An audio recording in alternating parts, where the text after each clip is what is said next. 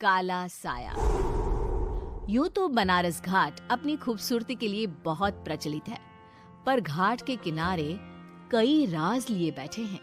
ये कहानी शुरू होती है बनारस के घाट के पास बने ममता निवास से, जहाँ प्रिया लाल जोड़े में ममता के घर उसकी बहू बनकर आती है। आओ आओ बहू, घर को अपने पैरों से पवित्र करो। ममता घर की दहलीज पार कर ही रही होती है कि अचानक एक बहुत गंदी सी बास पूरे घर में फैल जाती है।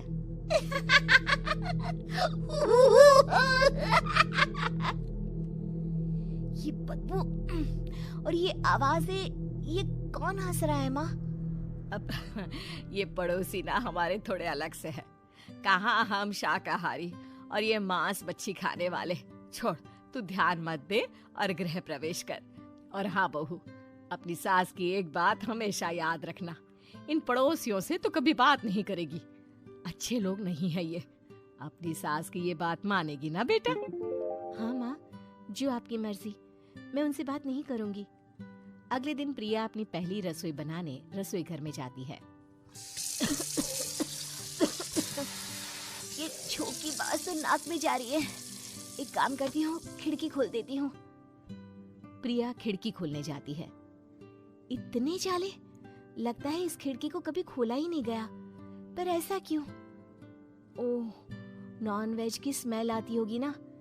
2 मिनट के लिए खोल लेती हूँ, फिर बंद कर दूंगी।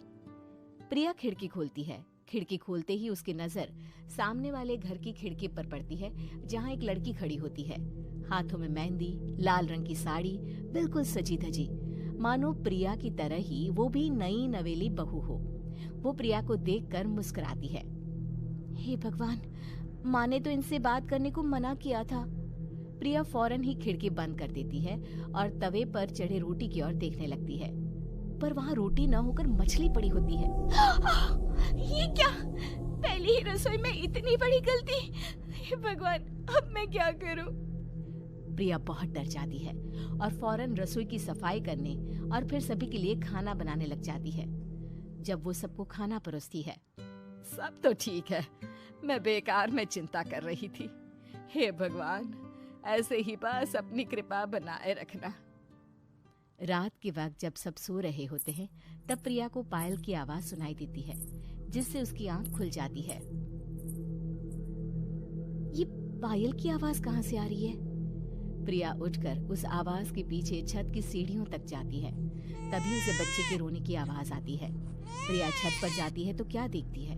वही लाल साड़ी वाली लड़की अपनी गोद में एक नवजात बच्चे को घुमा घुमा कर सुला रही है। तभी प्रिया की नजर उसके पेट पर पड़ती है।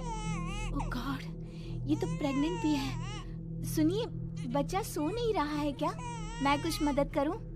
नहीं नहीं, आपके घर वालों को अच्छा नहीं लगेगा, मैं संभाल लूंगी। स्नेहा की गोद से बच्चा हाथ मारकर प्रिया की गोद में आने को छटपटाने लगता है।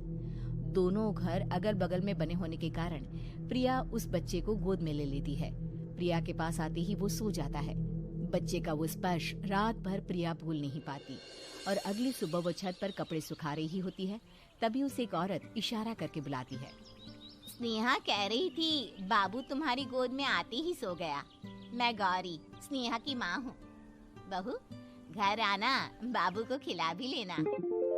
शाम को जब घर पर कोई नहीं रहता, बच्चे से मिलने के लिए प्रिया छिपकर अपनी पड़ोसन के घर चली जाती है और कुछ देर बच्चे को खिलाकर वापस लौट आती है। इसके कुछ दिन बाद ही प्रिया को पता चलता है कि वो माँ बनने वाली है। ममता की खुशी का ठिकाना नहीं रहता।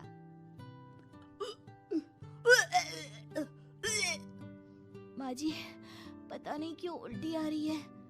प्रिया भागती हुई वॉशरूम में जाती है तो हरे और लाल रंग की उल्टी करती है। उस उल्टी में से कीड़े निकलते हैं। ये क्या? खून और ये कीड़े! माँ! माँ!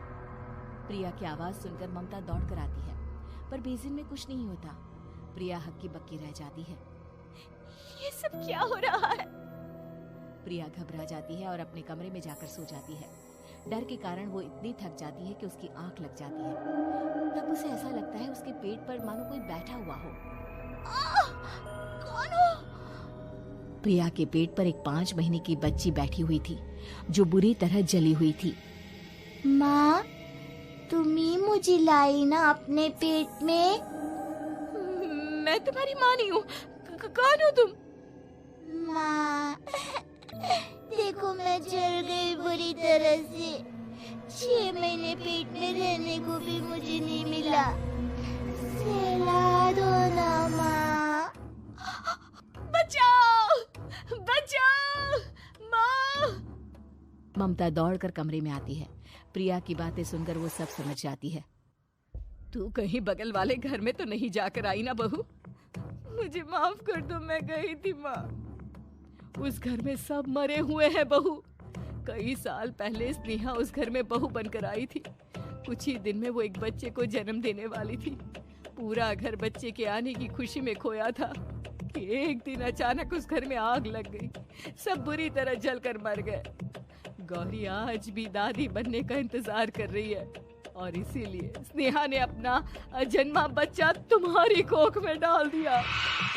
ममता ये कह रही होती है कि पीछे से उसके पैरों को एक बच्चा पकड़ लेता है। दादी, दादी।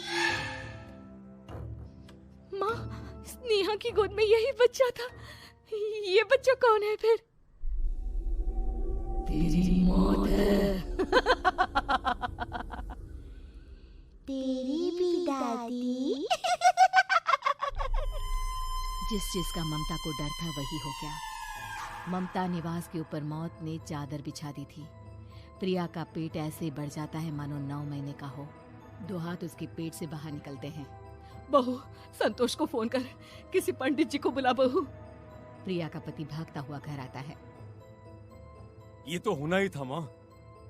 तेरा पाप तेरे सामने आ गया तो तू सह नहीं पा रही है। स्नेहा घर में आग लगी नहीं थी, माँ ने लगाई थी, प्रॉपर्टी की लालच में। और वो बच्चा मेरी पहली पत्नी का बच्चा है, मेरा बेटा, जो कि उस आग की चपेट का शिकार हो गया था। मैंने तुमसे ये सब माँ के कहने पर छुपाया था। मुझे माफ कर दो प्रिया। तुम अगर चाहो तो यहाँ से जा सकती हो। मैं तुम्हें किसी भी बंधन में रखना नहीं चाहती। मेरी शादी हुई है आपसे, मैं आपको छोड़ नहीं सकती, पर उससे पहले हमें स्नेहा, उसकी माँ और बच्चे की आत्मा की शांति करवानी होगी। संतोष और ममता गौरी के घर जाते हैं। अंदर सब कुछ जला हुआ होता है। जमीन पर जली हुई लाशें बिखरी हुई थी। ममता रो रो कर अपनी करने की माफी गौरी से मांगती है। प्रिया स्नेहा के घर वालों का अंतिम संस्कार करवा देती है और ममता निवास फिर से आत्माओं के साए से मुक्त हो जाता है।